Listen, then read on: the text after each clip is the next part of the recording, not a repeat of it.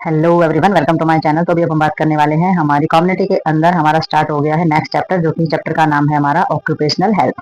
ठीक है, 15 चैप्टर ये हमारा रहेगा। और ऑक्यूपेशनल हेल्थ का मतलब ये हो जाता है कि भाई हमारा जो व्यवसायिक से संबंधित हमारा जो भी स्वास्थ्य होता है, या फिर व्यवसाय है, उद्योग है, कृषि है, किसी भी तरीके के जो काम काज जो किया जाता है, तो उससे संबंधित हमारा जो स्वास्थ्य से संबंधित जो चीजें होती हैं कि किस तरीके से हम अपने स्वास्थ्य का ध्यान रख सकते हैं व्यवसाय के चलते, तो वो सारे का सारे टॉपिक्स जो है वो हमारे इसके अंदर होंगे, तो वो क्लियर करेंगे हम इसके अंदर। तो आइए देखते हैं नेक्स्ट।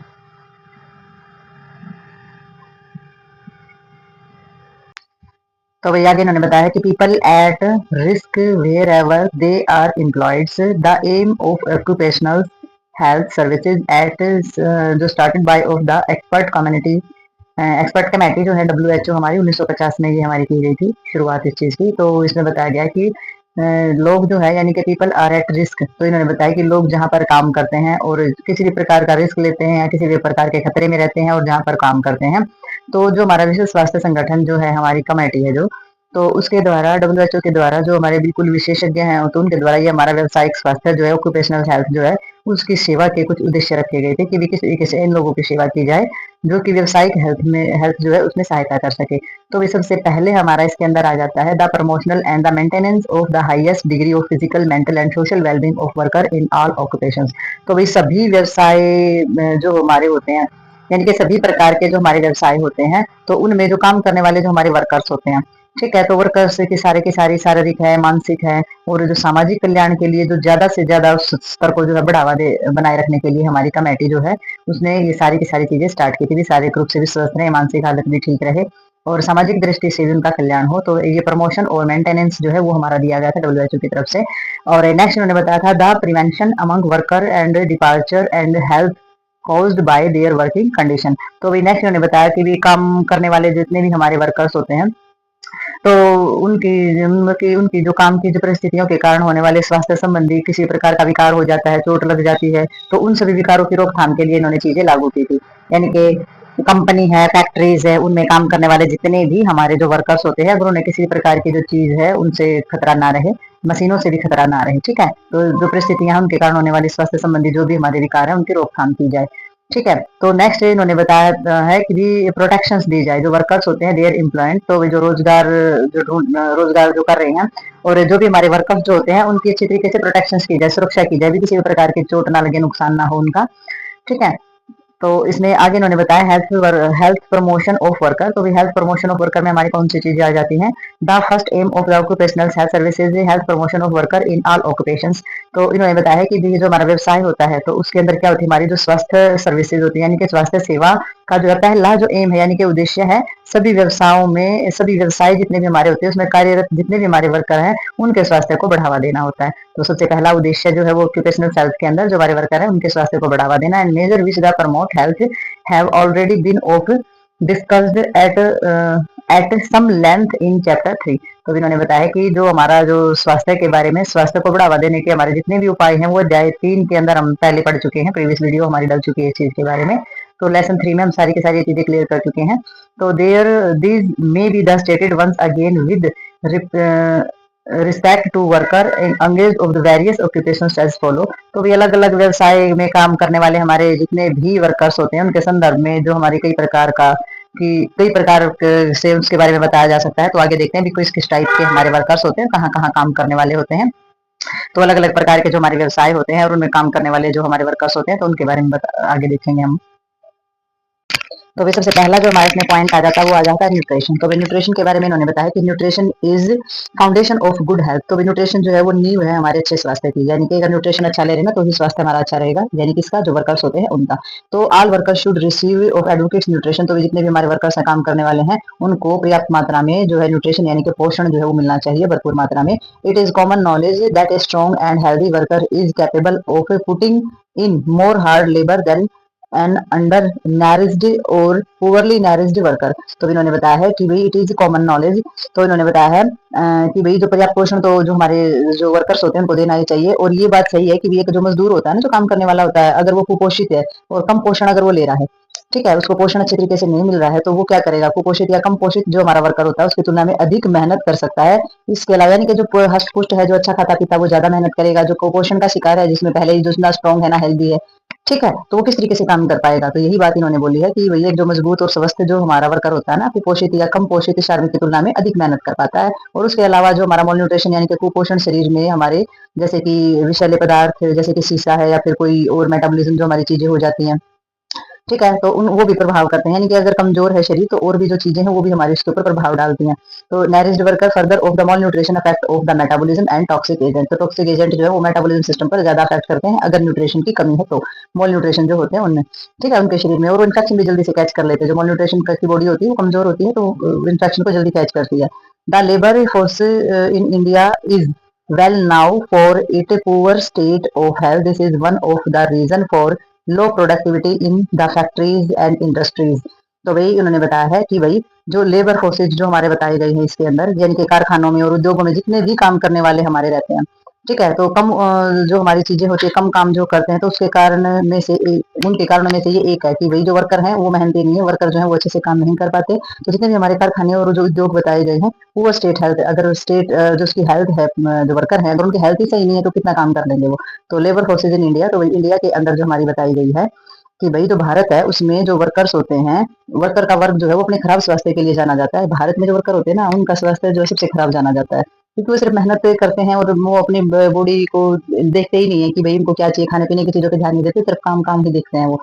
ठीक है, तो ऐसे खराब स्वास्थ्य के लिए जाने जाते हैं। और जितने भी हमारे जो ये हमारी हो जाती है productivity of the factory industries under the Indian factory act 1948 के तहत, कहने का मतलब ये है कि जो हमारे पुअर हेल्थ जो स्टेट होती है ना, वो इंडिया इसके लिए बहुत जाना जाता है। और इसमें जो रीजन है वो लो प्रोडक्टिविटी है फैक्ट्री और इंडस्ट्रीज के अंदर, यानी कारखाने और उद्योगों के अंदर जो उत्पादकता का कारण है, जो कम उत्पादकता का कारण है ना, यानी कि चीजें जो प्रोडक्टिविटी है, यानी कि प्रोडक्ट को बनाने की या उत्पादक जो करने की जो कम क्षमता है, वो इसी चीज का रीजन है कि भाई जो वर्कर है वो स्वस्थ नहीं है और वो अच्छे से पूर्ण रूप से काम नहीं कर पाते हैं। आई समझ। तो आगे देखते हैं हम अंडर द इंडियन फैक्ट्रीज। तो भाई इसमें जो हमारे भारतीय कारखाने हैं उसके अंडर अगर हम देखें तो 1948 के तहत, ठीक है, the obligatory on the part of the factory management to provide of the canteen when the number of worker exceeds 250। तो इन्होंने बताया है कि भाई जो हमारा भारतीय कारखाने का जो अधिनियम है ना 1948 में, उसके तहत देखा जाए तो 250 से भी अधिक वर्कर की संख्या होने पर जो हमारी फैक्ट्री है उसके प्रबंध के लिए कैंटीन उपलब्ध कराना बहुत ही ज्यादा जरूरी है। ठीक है, तो कैंटीन जो हमारी होती है वो क्यों होती है, कैंटीन में खाने पीने की चीजें उपलब्ध कराई जानी बहुत ही ज्यादा जरूरी होती है। तो 1948 में यह अधिनियम लागू किया गया था कि फैक्ट्री वगैरह अगर है तो वहां पर कैंटीन जो है वो उपलब्ध कराई जाए वर्कर्स के लिए। ठीक है, अगर 250 वर्कर वहां पे काम कर रहे हैं तो the aim of provide balance diet on snacks at the responsible cost under sanitary control. तो वही, और इसके अंदर जो भी चीजें जो रखी जाएंगी ना कैंटीन में वो ऐसी हो, उसका उद्देश्य ये है कि वो साफ सुथरी और स्वच्छ हो, और मतलब कि स्वच्छता का नियंत्रण जो है उस पर बहुत ध्यान दिया जाए, और उचित लागत होनी चाहिए भाई, जैसे कि खरीद पाए हो जो वर्कर्स जो होते हैं ना वो खरीद कर खा पाए। अगर ज्यादा महंगी होंगी तो वो ले भी नहीं पाएंगे उसको। तो उसकी जो बैलेंस है वो होना चाहिए भाई, आहार है, नाश्ता है, वो सारी की सारी चीजें उपलब्ध कराएं, और जो उनकी लागत है वो भी लिमिट की होनी चाहिए और नियंत्रित होनी चाहिए, स्वच्छता भी और लागत भी। ठीक है, तो ये सारी की सारी चीजें जो है वो होनी चाहिए। और कब कई जगह तो फैक्ट्रीज के अंदर जो कैंटीन होती है वहाँ पे फ्री में मिलता है, लेकिन कई जगह जो कैंटीन होती है वहां से लेकर के ही खाना पड़ता है। तो इतना बैलेंस जो अगर वर्कर का नहीं है तो वो नहीं खा पाता है। ठीक है, तो अगर वो घर से भी खाना लेके जाता है या फिर भी भूख भी लगती है तो वो कैंटीन से थोड़ी बहुत चीजें जो है प्रोवाइड अपनी कर सकता है। तो ये जो अधिनियम है, और इसके अनुसार तो ये है कि जिस तरीके से इन्होंने बताया कि उचित लागत पर जो हमारी जो बैलेंस अगर चीजें दी जाए, आहार और नाश्ता उपलब्ध कराना चाहिए, तो ये फ्री दिया जाता है फैक्ट्री के अंदर। ठीक है, खाना भी और नाश्ता भी। ठीक है, तो ये हमारी ये अधिनियम किया गया था कि ऐसी फैक्ट्री जिसके अंदर 250 से ज्यादा वर्कर काम करे तो उसके अंदर आहार और नाश्ता जो है वो अच्छे से दिया जाना चाहिए, सही लागत होनी चाहिए, बढ़िया न्यूट्रिशन होना चाहिए, और स्वच्छता पर पूरा ध्यान दिया जाना चाहिए। ठीक है, तो आगे देखते हैं इसमें। तो नेक्स्ट उन्होंने बताया है order to improve nutrition worker need to be also given health education in nutrition. तो इन्होंने बताया है कि भाई न्यूट्रिशन जो है उसमें सुधार लाने के लिए, ठीक है, न्यूट्रिशन की जो भी चीजें हैं उनमें सुधार लाने के लिए जो हमारे वर्कर्स होते हैं ना, तो उनको भी जो है वो एजुकेट किया जाना चाहिए। ठीक है, तो अगर आपने न्यूट्रिशन को इम्प्रूव करना है ना, तो जो हमारे वर्कर्स होते हैं उनको जो है हेल्थ एजुकेशन और न्यूट्रिशन के बारे में बता देना चाहिए कि आपको अच्छा खाना क्यों जरूरी है, और आपको स्वस्थ रहने के लिए एक अच्छा न्यूट्रिशन लेना बहुत ज्यादा जरूरी है, तभी वो उस चीज को समझ पाएंगे। ठीक है, तो नेक्स्ट इसमें आ जाता है कंट्रोल ऑफ कम्युनिकेबल डिजीज। तो भी जो कम्युनिकेबल डिजीज होती है हमारी, जो एक से दूसरे में बहुत जल्दी लग जाती है, तो उसको कैसे कंट्रोल करेंगे। तो the industry offer the excellent opportunity for the early detection से treatment and the prevention of communicable disease. तो इन्होंने बताया कि इंडस्ट्रीज में जो उद्योग जो हमारे होते हैं, जो फैक्ट्री कारखाने जो होते हैं, उनमें हमारी जो भी किसी तरीके का इन्फेक्शन है या रोग है, उनको अच्छे से जल्दी से सबसे पहले जल्दी से उनको पहचान करनी चाहिए और उनका उपचार और रोकथाम जो है वो करना चाहिए कम्युनिकेबल डिजीज का, यानी कि बीमारी ज्यादा ना फैले। तो किसी भी वर्कर को अगर कुछ हो जाता है तो उसकी पहचान अच्छे से, उसका अच्छे से ट्रीटमेंट करें और उसकी रोकथाम करें, यानी कि जो कम्युनिकेबल डिजीज होती है वो मौका पाते ही जो है फैल जाती है। ठीक है, तो ये जो सारी की सारी चीजें हैं ये हमारी प्रोवाइड की जानी चाहिए और की जानी चाहिए या करवाई जाती है। जो हमारा जो एक्ट है उसके अधिनियम के अनुसार ये सारी की सारी चीजें जो है करवाई जाती है। वो तो फैक्ट्री वाले ही बताएंगे कि किस तरीके की चीजें प्रोवाइड की जा रही है। बट होते हैं जो फैक्ट्रीज और कंपनी होती है वहां पर जो डॉक्टर है उनकी भी विजिट होती है और नर्सेज वगैरह भी रखी जाती है छोटी मोटी चीजों के लिए, क्योंकि किसी प्रकार की चोट वगैरह लगे या फिर किसी भी तरीके की जो चीजें हैं उनको संभालने के लिए। ठीक है, और कुछ केमिकल रिएक्शन से बचने के लिए जो चीजें होती है वो सारी की सारी उनको बताई जाती है। The communicable disease of special importance in this country and tuberculosis, typhoid, viral hepatitis, malaria, tetanus और amoebiasis, intestinal parasites and the venereal disease. तो वही इन्होंने बताया है कि जो हमारी कुछ कम्युनिकेबल डिजीज होती हैं, यानी कि जो ऐसी विशेष बीमारियां होती हैं जो कि एक से दूसरे में फैलती हैं। तो इस देश में जो विशेष मेथड, कुछ नालायक लोग होते हैं कितना शोर करके गए। तो इसमें हमारी ये हो जाती है जैसे कि विशेष महत्व जो हमारा रहता है, जैसे हमारा संक्रात्मक रोग जो होते हैं उसमें सारी की सारी हमारी बीमारी आ जाती है। संक्रात्मक रोग हम किसको बोलते हैं, जो कि हमारी कम्युनिकेबल डिजीज होती है, इनके फैलने वाली जो बीमारी होती है। तो इसमें सारी वायरल हेपेटाइटिस, मलेरिया, टेटनस, एम्बियासिस है, या फिर आंतों के अंदर जो हमारे पैरासाइटिस यानी कि हमारे जो परजीवी हो जाते हैं। ठीक है, और वही जो यौन संचारित रोग हमारे जो होते हैं, वेनरेबल डिजीज होती है, हमारे जो एसटीडी रोग है, एड्स है या एचआईवी हमारे होते हैं, ये हमारे आ जाते हैं इसके अंदर, जो यौन संचारित रोग हम जिसको बोलते हैं। इसके अलावा जो हमारा इसके अलावा और भी जो कम्युनिकेबल डिजीज है ऑक्यूपेशनल से origin such of the anthrax of the baritosis. तो ये भी हमारी बुरेलोसिस जो हमारी आ जाती है, यानी कि ये भी जो हमारी बीमारियां हैं ये भी, मतलब इसके अलावा जो हमारे जो ऑक्यूपेशन होते हैं ना, जो हमारे व्यवसाय जो होते हैं, तो उनके कारण से भी कुछ बीमारियां जो है वो हमारी हो जाती है, जो कि हमारी कम्युनिकेबल ही होती है। जैसे कि इसमें आ जाता है एंथ्रेक्स आ गई, ठीक है, बुरेसेलोसिस आ गई है, और क्यू फीवर आ जाता है इसके अंदर हमारा। ठीक है, तो ये भी हमारे हो सकते हैं, ये किसकी वजह से होंगे, अगर किसी ऐसी जगह पे काम कर रहे हैं हम। ठीक है, तो एक्यूपेशनल यानी कि जो हमारा व्यवसाय होता है, किसी तरीके का काम धंधा, इस तरीके का मटेरियल वहाँ पे यूज हो रहा है, इस तरीके का एनवायरमेंट वहाँ पे है, तो उसकी वजह से हमारी ये प्रॉब्लम्स जो है क्रिएट हो सकती हैं। There should be the well of a plant immunization program for all worker. तो भी सभी जितने भी हमारे कार्यकर्ता हैं, जितने भी हमारे वर्कर्स हैं, उनके लिए एक जो है अच्छे तरीके से जो इम्यूनाइजेशन है वो प्लान करना चाहिए, यानी कि टीकाकरण का जो प्रोग्राम है वो ऑर्गेनाइज करना चाहिए। सारे के सारे वर्कर को टीकाकरण जो है वो कराना चाहिए, जैसे कि टेटनस लगवा देना, किसी को सीसा, कांच या लोहे से किसी प्रकार की इंजरी होती है तो उनसे बच सके, इन्फेक्शन से बचाने के लिए हेपेटाइटिस के इंजेक्शन होते हैं, यानी कि जितनी वैक्सीनेशन होता है जो किसी भी आने वाली बीमारी से बच सके और प्रतिरोधक क्षमता जो है वो बढ़ सके। तो इस तरीके से जो है इम्यूनाइजेशन प्रोग्राम जो है वर्कर के वो प्लान किए जाने चाहिए समय समय पर। ठीक है, तो नेक्स्ट देखिए, ये हमारे WHO के द्वारा ये चीजें की गई थी कि किस तरीके से वर्कर को स्वस्थ और स्ट्रॉन्ग बनाए रखें ताकि वो अच्छे से काम कर सके। ठीक है, तो नेक्स्ट देखते हैं इसमें। अब इन्वायरमेंटल सेंसेशन के अंदर हमारा आ जाएगा कि भाई हमारे फैक्ट्री और कारखानों में या कहीं भी किसी भी प्रकार के व्यवसाय वाले हमारे जितने भी लोग होते हैं, तो उनका जो इन्वायरमेंटल सेंसेशन है यानी कि पर्यावरण स्वच्छता है उस पर किस तरीके से ध्यान दिया जाना चाहिए।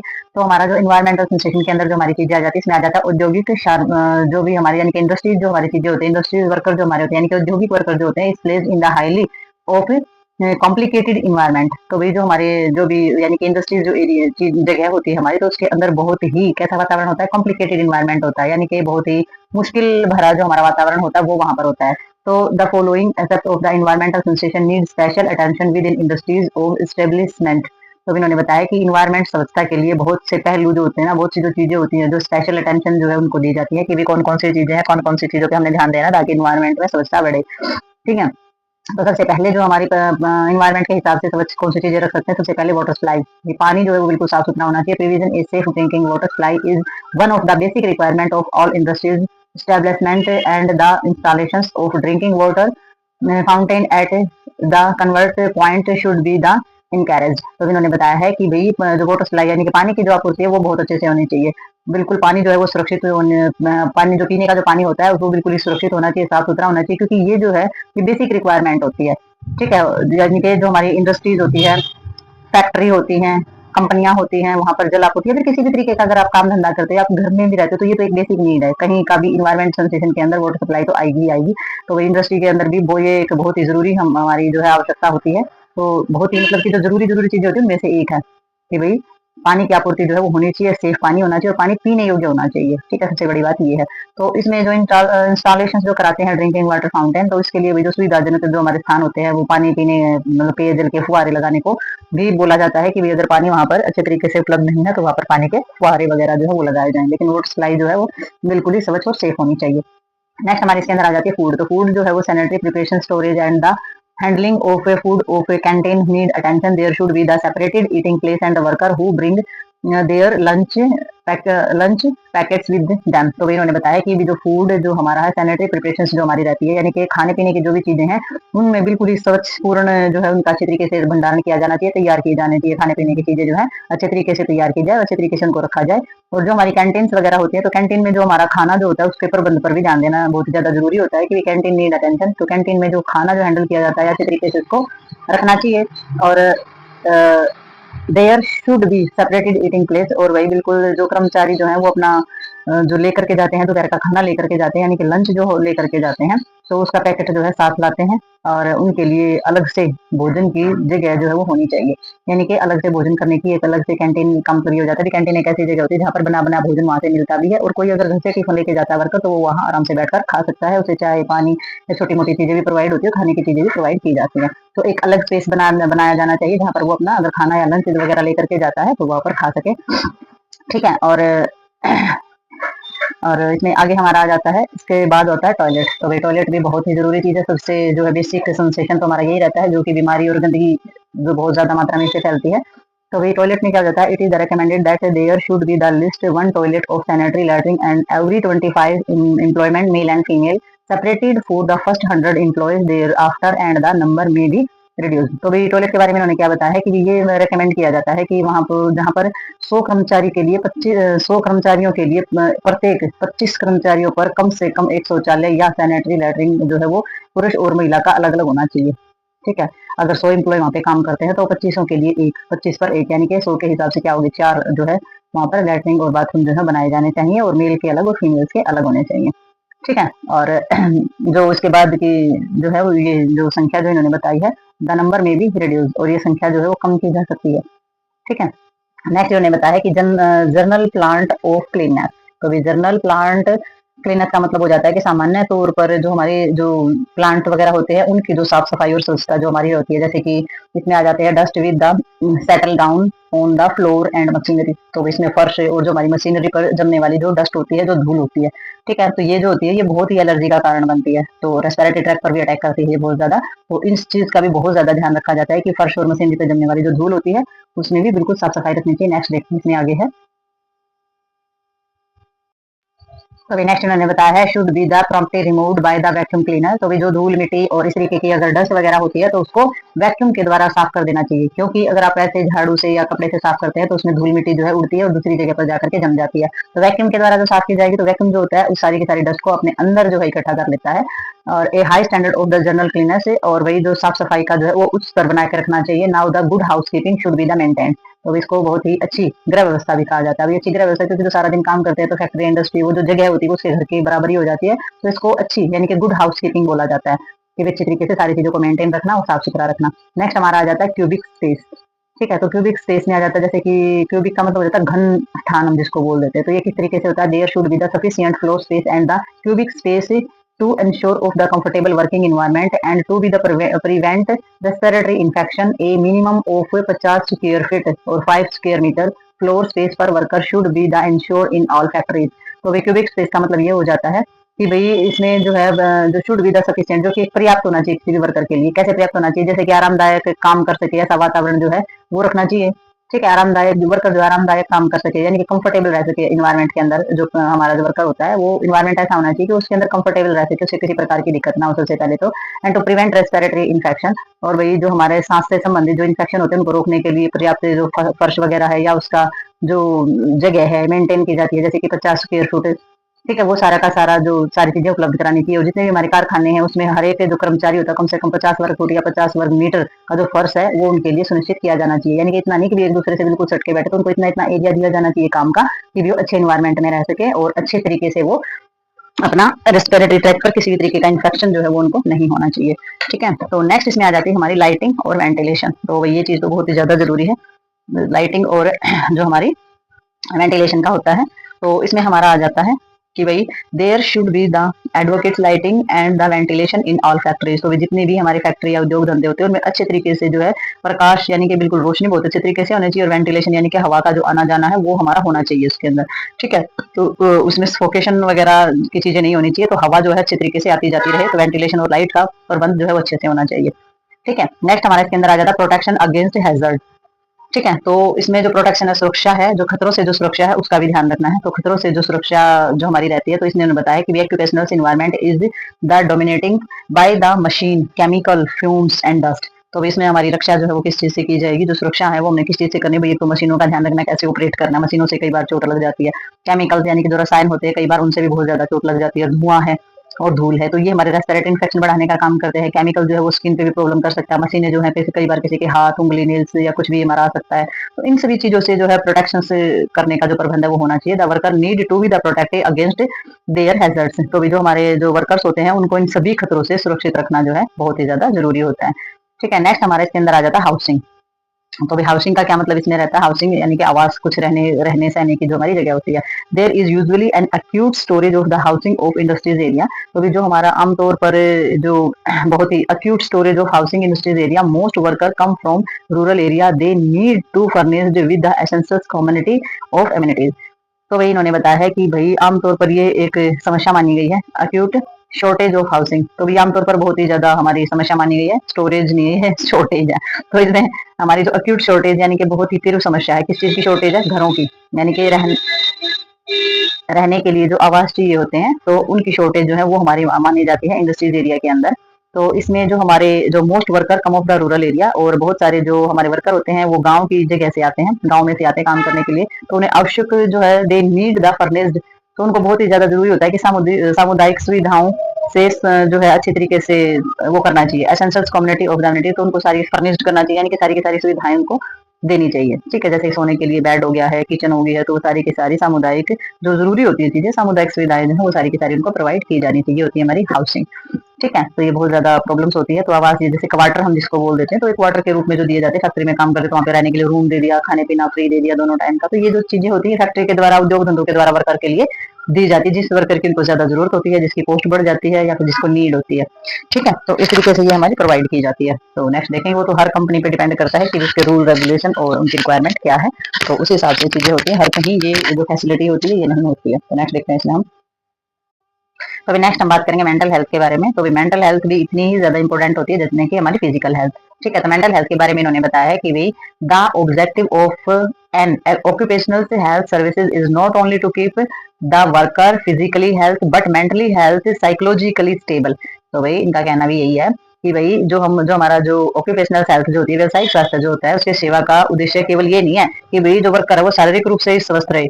ठीक है, शारीरिक रूप से स्वस्थ रखना ही नहीं होता है, बल्कि क्या होता है हमारा कि भी वो मानसिक और मनोवैज्ञानिक रूप से भी उसको स्थिर रखना बहुत ज्यादा जरूरी होता है। शारीरिक रूप से स्वस्थ ही नहीं, मानसिक रूप से स्वस्थ होगा तभी वो अपने शरीर को ऑपरेट कर पाएगा कि उसने क्या करना है।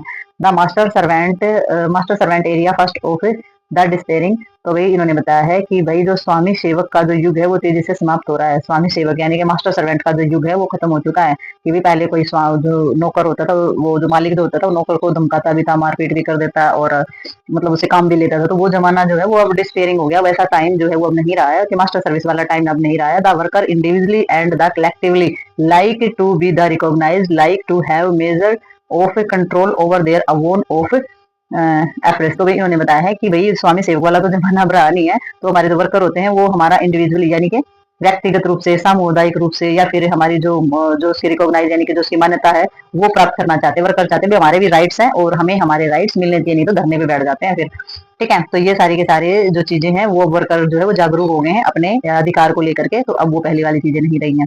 ठीक है, तो ये अपना प्राप्त करना चाहते हैं और अपने जो है मतलब कि major control over their own affairs, and the goal of mental health of industry in the promote the health and happiness of worker and the prevent mental illness। तो भाई इनका कहना ये है कि भाई जो कुछ मामले जो है मतलब कि अपने मामलों पर वो कुछ हद तक जो है कंट्रोल करना चाहते हैं, यानी कि उनकी अपनी जो प्रॉब्लम्स हैं उन पर वो कंट्रोल करना चाहते हैं, और जो गोल्स हैं उनके, यानी कि जो हमारे जो उद्योग वगैरह है, मानसिक स्वास्थ्य के जो भी हमारे एम्स हैं वर्कर्स के, तो वो स्वास्थ्य और सुख को बढ़ावा देना और जो मानसिक रोग हैं उनको रोकना। तो उनके गोल्स क्या है जो वर्कर्स हैं उनके अपने गोल्स हैं कि भी मेंटल हेल्थ है, मतलब ये जो चीजें जो की जाती है ना, ये इसीलिए है कि मेंटल हेल्थ जो है उसको इम्प्रूव किया जाए, प्रमोट किया जाए, हेल्थ को, हैप्पीनेस को भी, खुशी भी बढ़े और हेल्थ भी अच्छी रहे वर्कर्स की, और प्रिवेंट की जाए मेंटल इलनेस को, यानी कि उस पर काम का इतना बर्डन ना डाला जाए, किसी भी वर्कर को मेंटली जो है टॉर्चर ना किया जाए। तो अगर इस तरीके से अगर उनको काम अच्छे तरीके से लिया जाएगा, खाने पीने को अच्छे तरीके से मिलेगा, उनकी जो सेहत है मेंटल और शारीरिक रूप से और मानसिक रूप से अगर वो स्वस्थ रहेंगे तो वो खुश भी रहेगा, वर्कर काम भी अच्छा करेगा और उसकी मानसिक स्थिति भी सही रहेगी। कहने का मतलब ये है। तो इन सभी व्यवस्था का ध्यान जो है वो हमारी इंडस्ट्रीज जो होती हैं उनको रखना चाहिए। ठीक है, तो उनके द्वारा रखा जाता है इन सभी चीजों का ध्यान। तो नेक्स्ट हमारा आ जाता है हेल्थ एजुकेशन। तो वही हेल्थ एजुकेशन के अंदर जो हमारी चीजें आ जाती हैं, तो ये तो मस्ट ही होता है, एजुकेशन के बगैर तो कोई भी चीज जो है वो सक्सेस नहीं होती है। तो it is important health promotional major. तो भी जो स्वास्थ्य शिक्षा हमारी है, ये जो हमारे प्रमोशनल मेजर जो होते हैं, तो ये स्वास्थ्य जो चीज एक महत्वपूर्ण उपाय होता है स्वास्थ्य को बढ़ावा देना, यानी कि स्वास्थ्य का प्रमोशन करना एक बहुत ही महत्वपूर्ण उपाय है।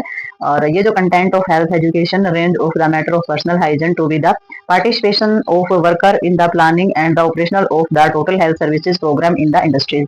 तो इन्होंने बताया कि ये जो हमारा कंटेंट है ना, कंटेंट ऑफ हेल्थ यानी कि स्वास्थ्य को लेकर के जो हमारा ये कंटेंट है, इसकी जो भी हमारी एजुकेशन रेंज है, यानी कि जो स्वास्थ्य शिक्षा है, तो इसके विषय में जो हमारा व्यक्तिगत रूप से यानी कि इंडिविजुअल रूप से जो हमारी चीजें हैं, ठीक है, व्यक्तिगत व्यवस्था को लेकर के हमारे जितने भी हमारी फैक्ट्रीज वगैरह हैं या फिर जो वर्कर्स वगैरह हैं, ठीक है, जो वर्कर हैं या फिर उद्योग धंधे हैं, उनका जो संपूर्ण स्वास्थ्य सेवा जो है उसके जो कार्यक्रम की जो योजना और जो उसका जो संचालन किया जाता है, तो वर्कर की जो भागीदारी है वहां तक ये फैला हुआ है सारा का सारा।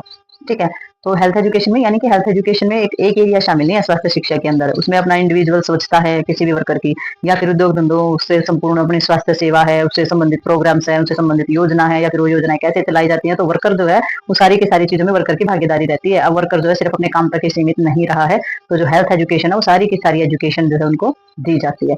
ठीक है, नेक्स्ट हमारा आ जाता है फैमिली प्लानिंग। तो भाई फैमिली प्लानिंग के अंदर क्या होता है, क्या समझाया जाता है, परिवार नियोजन के बारे में उनको बताया जाता है। तो family planning is the latest addition to, तो भाई परिवार नियोजन नवीनतम जुड़ाव है, ये एक नया जुड़ाव है कि भाई लेटेस्ट एडिशन के लोगों को परिवार नियोजन के बारे में बताओ कि भाई अगर आपका परिवार सीमित है, अगर आपका परिवार छोटा है, तो आप जो काम कर रहे हो तो आपकी हेल्थ भी अच्छी रहेगी, आप अपने परिवार को अच्छे से सारी खुशियां भी दे पाएंगे, आपकी मेंटल हेल्थ और फिजिकल हेल्थ भी सही रहेगी। परिवार छोटा है तो आप अपने न्यूट्रिशन पर भी ध्यान दे पाएंगे। तो अगर परिवार छोटा है तो बहुत सारी चीजें आपकी ऐसे ही सुधर जाएंगी। ठीक है, तो नेक्स्ट देखते हैं इसमें हम।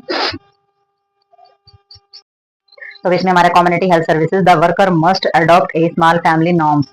तो भाई इन्होंने बताया कि जो सामुदायिक स्वास्थ्य सेवा है ना हमारी, यानी कि कम्युनिटी हेल्थ जो सर्विसेज है, उन्होंने बोला है कि द वर्कर मस्ट अडॉप्ट, तो जो कार्यकर्ता है हमारे, यानी कि जो वर्कर हमारे हैं, उनको छोटे परिवार यानी कि स्मॉल फैमिली के जो नॉर्म होते हैं ना, जो मापदंड होते हैं, उनको अपनाना होगा, तभी वो खुश रह पाएंगे। काम वो कहीं भी कर ले, अगर फैमिली बड़ी है तो कहीं भी पूरा नहीं पटने वाला, ना ही स्वास्थ्य ठीक रहने वाला है। अगर वो स्मॉल फैमिली नॉर्म अपनाते हैं, परिवार छोटा रहेगा, तो उनकी जो भी जो चीजें दी जाएंगी, जो भी जो सुविधाएं दी जाती है, वो सफिशियंट भी रहेंगी, बर्डन भी कम रहेगा और हैप्पीनेस भी रहेगी, शारीरिक और मानसिक रूप से वो स्वस्थ भी रहेंगे। ठीक है, तो ये जो है ये एजुकेशन भी दी जाती है और इस तरीके से परिवार नियोजन के बारे में भी ये नई चीज जो है वो शामिल की गई है। ठीक है, तो ये जो हमारा टॉपिक है ये यहीं पर होता है खत्म। तो मिलते हैं नेक्स्ट टॉपिक और नेक्स्ट वीडियो के साथ, तब तक के लिए like share subscribe and comment करते रहिए। Bye bye.